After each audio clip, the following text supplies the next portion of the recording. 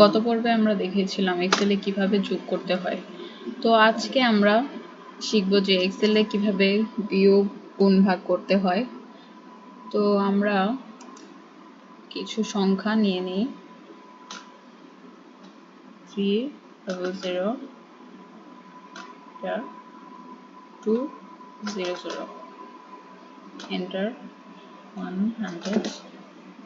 এখন আমরা এই তিনটা সংখ্যার মাইনাস করব।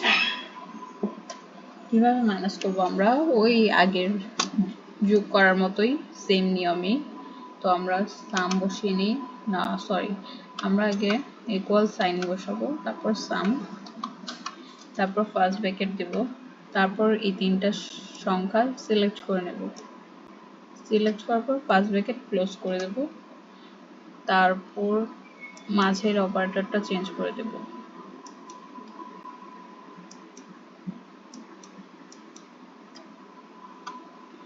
মাঝে অপারেটরটা চেঞ্জ করে আমরা কিবোর্ডে দেখব যে কোলনের মতো আছে, সেটা মাইনাস দেব। দেওয়ার পর এই তো হয়ে গেল, তারপর এন্টার প্রেস করব। এই তো আমাদের টোটাল রেঞ্জের মাইনাসটা এসে পড়েছে। তো এখন আমরা এই চারটা সংখ্যার ইনটু করে দেখব কিভাবে আমরা এক্সেলে ইনটু করতে পারি। তো আমরা ফার্স্টে ইকুয়াল সাইন দেব, ইকুয়াল, তারপর সাম, ফার্স্ট ব্র্যাকেট, তারপর এই সংখ্যাগুলো সিলেক্ট করে নেব।